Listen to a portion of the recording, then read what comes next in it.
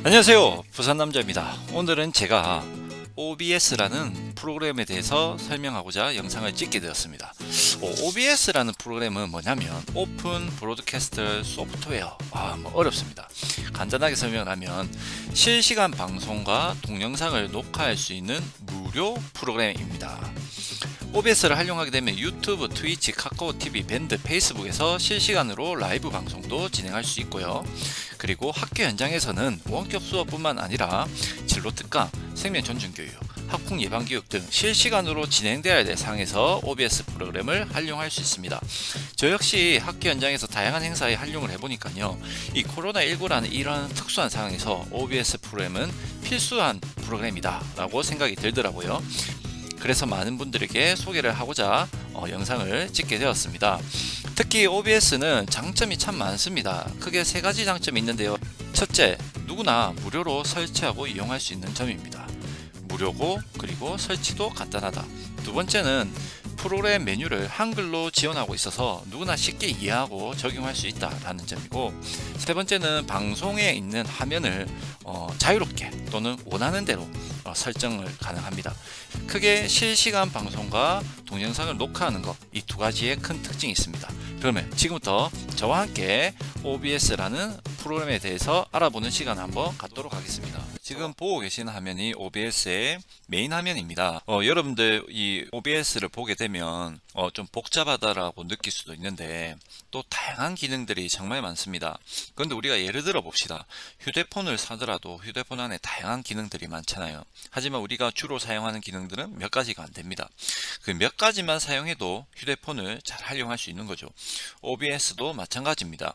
사실 이 안에는 엄청 전문적이고 또는 복잡한 기능들도 엄청 많습니다. 하지만 우리가 몇 가지 기능만 알고 있다면 OBS를 활용하고 실시간으로 방송하고 또 동영상을 녹화하는 데는 전혀 문제가 없습니다. 그래서 오늘은 OBS에서 필요한 기능들 중심으로 알아보는 시간을 갖도록 하겠습니다. 여기 미리 보기가 있고 프로그램이 있습니다. 먼저 미리 보는 거고요. 이 미리 보기에서 화면을 전환해서 프로그램에 이 화면이 나와 있는 이 화면이 방송으로 나가는 화면입니다. 자, 지금 만약에 제일 처음에 이렇게 되어 있죠.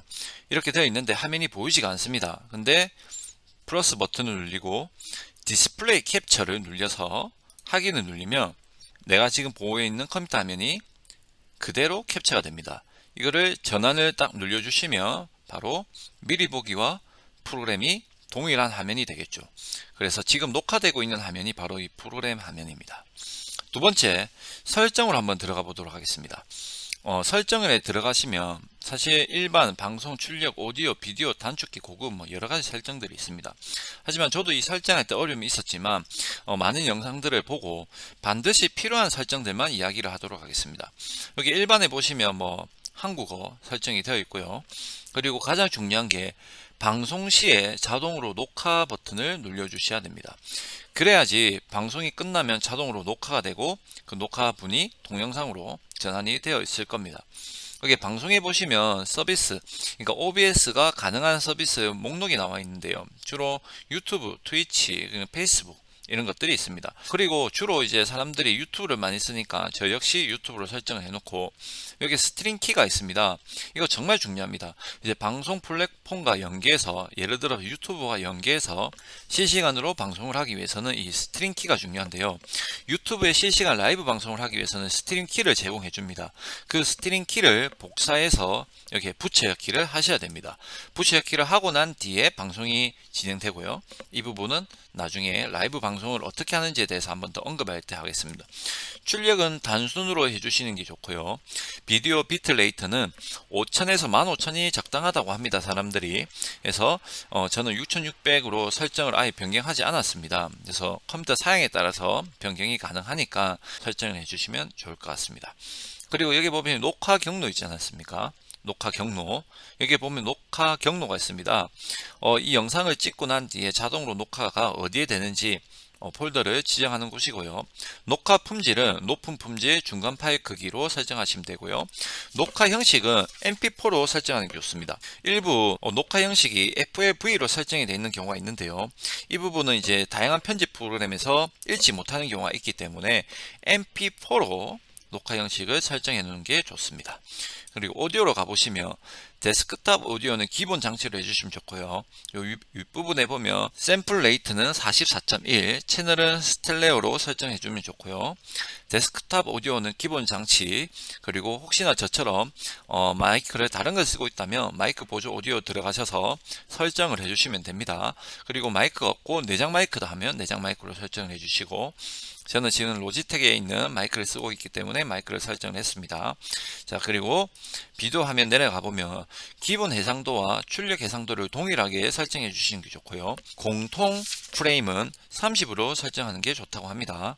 이렇게 설정을 하면 이제 모든 설정이 끝났습니다. 이제 기본적인 설정이고요. 이렇게 설정을 하면 사용하는데 전혀 문제가 없습니다. 적용을 누르고 확인을 누르면 설정이 끝났습니다. 자, 이번에는 두 번째 기능에 대해서 안내를 하겠습니다. 여기 소스 목록을 보면 여기 플러스 버튼이 있습니다. 여기 플러스 버튼을 누르면 여러 가지가 나오게 되죠. 여기서 주로 사용하는 것만 좀 설명을 해볼게요. 디스플레이 캡처를 누르게 되면 컴퓨터 화면을 캡처할 수 있습니다. 그대로 할 수 있죠. 저 같은 경우는 지금 듀얼 모니터를 쓰고 있기 때문에 1번이 있고 2번이 있는데요. 2번에 보면 제가 이렇게 발표할 자료들을 화면에 띄워놨습니다. 그래서 그대로 이게 캡처가 바로 가능하고요. 지금 1번 같은 경우에는 제가 설명하고 있는 OBS 화면이 윈도우에 잡혀있기 때문에, 디스플레이에 잡혀있기 때문에 바로 화면이 나옵니다. 그래서 컴퓨터 화면에 띄워서 디스플레이 캡처로 해서 동영상을 찍어도 됩니다. 그래서 확인을 누르시면 되고요. 두 번째는 여기 보면 미디어 소스입니다. 미디어 소스는 동영상인데요. 외부 동영상을 화면에 띄우고 싶다 했을 경우에, 자, 만약에 이렇게 동영상이 엄청 많지 않습니까? 동영상을 틀 수가 있습니다. 그래서 동영상을 클릭하고 확인을 누르시면 되고요. 그 다음에 브라우저가 있는데, 이거는 링크 주소를 확인을 눌러보면요. URL 주소를, 사이트 주소를 입력할 수 있습니다. 링크 주소를. 그래서 여기를 지우고 자기가 링크 주소를 넣으면 그 링크 주소에 해당되는 동영상이 나오게 됩니다. 비디오 캡처 장치가 있는데, 이건 화면입니다. 화면 누르게 되면 지금 화면이 이렇게 나오고 있죠. 그래서 카메라를 확인을 누르면 여기 카메라가 잡힙니다. 그래서 화면의 크기를 조절할 수 있습니다. 그래서 주로 이제 PPT 자료와 함께 얼굴을 이렇게 동시에 하게 되는 거죠. 비디오 캡처 장치 쉽죠. 자, 그 다음에 오디오 캡처 장치는 말 그대로 여기 오디오 믹스에 나오는 건데요. 혹시나 내가 추가적으로 오디오를 장치를 잡아야 되는 게 있다 하면 기본 장치에 들어가셔서 제가 연결해 놓은 오디오 마이크가 있을 겁니다. 그래서 그거를 잡으시면 마이크가 나오게 됩니다. 그 다음에는 윈도우 캡처, 이게 중요한데요. 윈도우 캡처는 주로 PPT 자료를 캡처할 때 많이 씁니다. 윈도우 캡처를 누르게 되면 여기 바로 나오죠. 한 쇼를 제가 열어놨기 때문에 이렇게 캡처가 바로 나옵니다. 그래서 확인을 누르면 이렇게 나오고요. 크기를 딱 옆에 사이즈를 맞게 설정을 딱 해놓으면 윈도우 캡처가 되죠.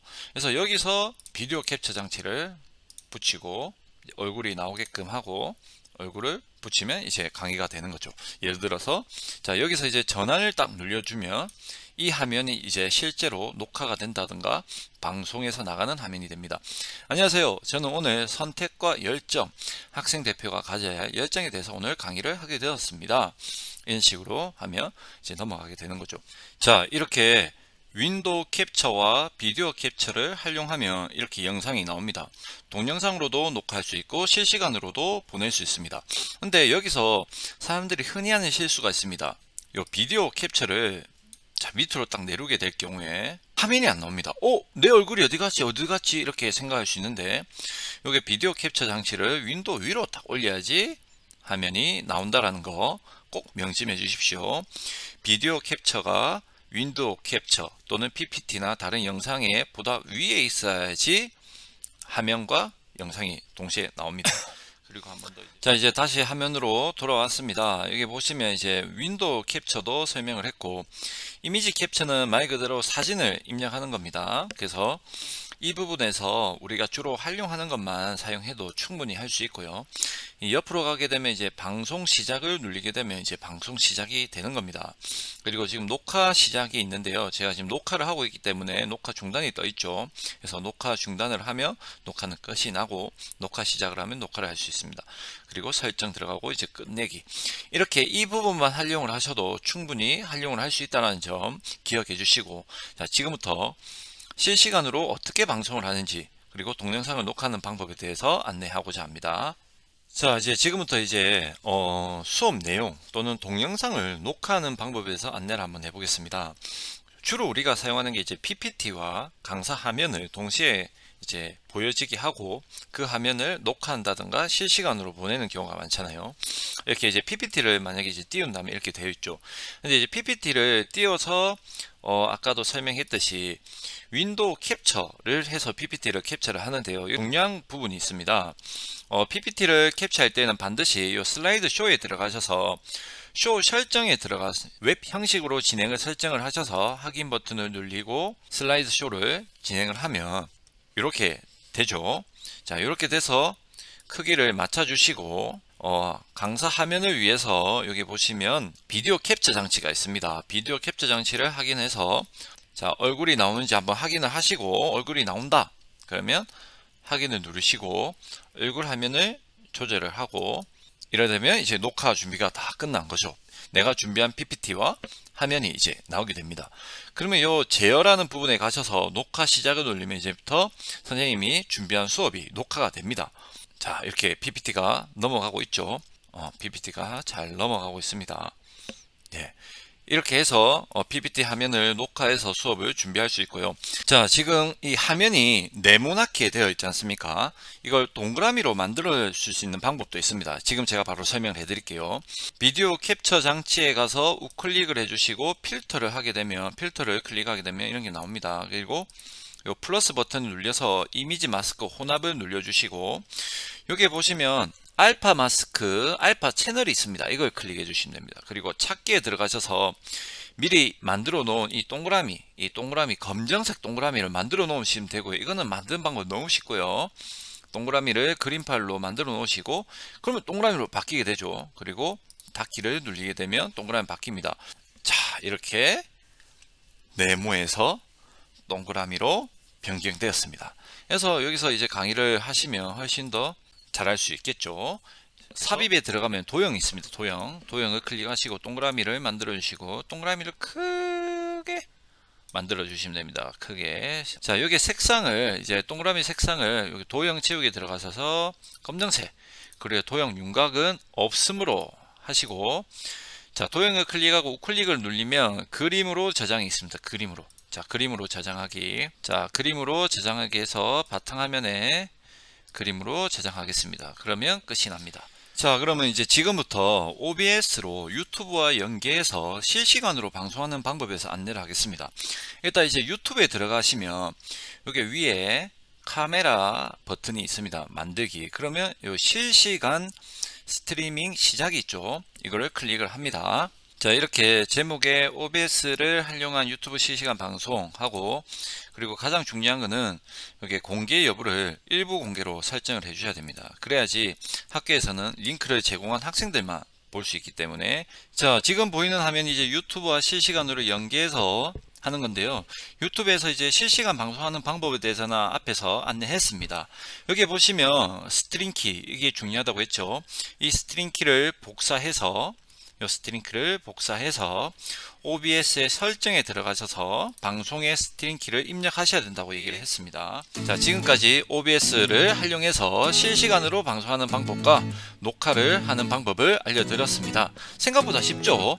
OBS에도 다양한 기능들이 많습니다. 엄청 많습니다. 하지만 우리가 사용하는 기능들은 몇 가지밖에 안 됩니다. 이 몇 가지가 핵심 기능이고요. 이 핵심 기능을 바탕으로 활용을 해도 전혀 문제가 되지 않습니다. 실시간 녹화나 실시간 방송이나 이렇게 전혀 문제가 되지 않으니까 제가 알려드렸던 기능들을 중심으로 한번 활용해 보시고 또 새로운 기능들이 많으니까 한번 찾아가는 재미도 한번 느껴보시기 바랍니다. 지금까지 부산남자였습니다.